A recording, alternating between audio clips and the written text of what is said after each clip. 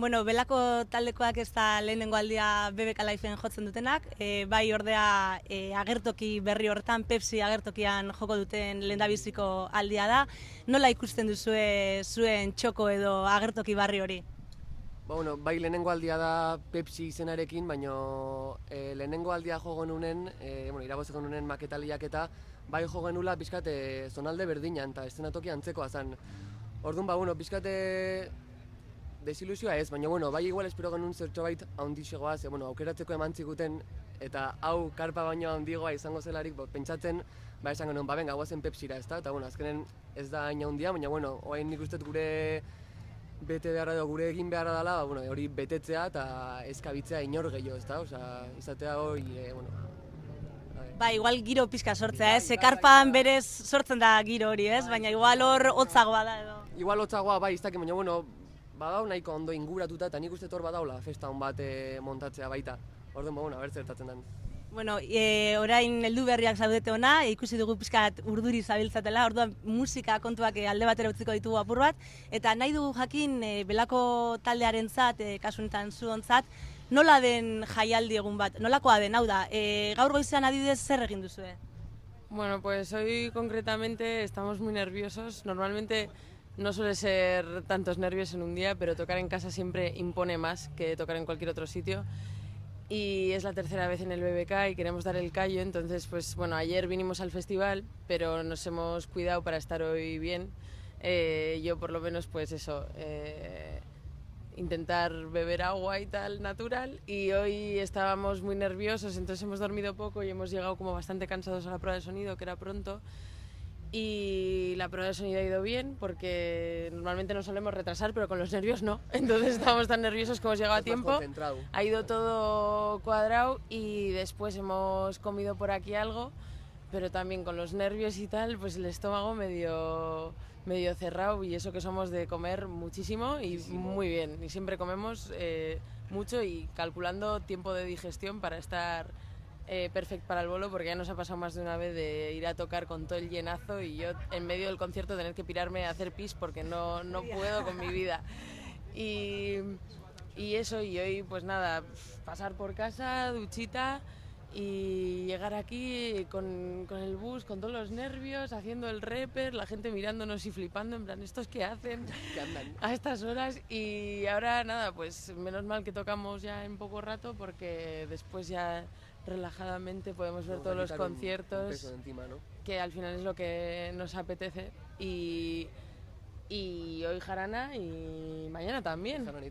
Aipatu duzue asko jatekoak zariela, baina zaintze duzuela dieta edo pixkat beteta ez egoteko, kirolariek eukitzen dabe sekretu bat, ez? Pasta bazkaltzea adibidez. Zuek kontzertu egunetan edo kasu honetan jaialdi olako erraldoi baten aurrian, bazkaltza zue zeo zer berezia edo baukazue sekreturen bat edo maniren bat edo ez da zeo zer bitxia edo... Balen ez, janaria ona izatea. Besteik ez, lehen itziten eginen eta uste eta ikela bihurtzen pixkat xibaritak edo, zegoen ja bilatu dugu pixkat hobeto jatea ez, lehen iguan zan bokata bat azkar-azkar eta oain bai badauka izatea ez da, baina saiatze geha bidaietan eta hola ondo gelditzen, ¿no? Intentamos comer bien. Pero también que somos vascos y los vascos estamos acostumbrados a comer muy bien. Claro que sí. Entonces en cuanto vas a otros lados y tal, depende el rollo, lo notas, ¿eh? Yo sí, si hemos comido bien, bolo asegurado. Eta ez bakarrik ondo bazkaldu, ondo edaten oitxuta gauz bai euskaldunok, ez? Eta orduan aipatu zue gero bertotik geratuko zariela, musikari zarie, baina musikari xatiaz aparte, musika zale beba zarie suposatzeot. Zer etxeko asmo haukazue hemen, hau da, ze kontzertuk tiratzotzu egeizen edo aurtengo edizio honetan zer da ikusi nahi zuena?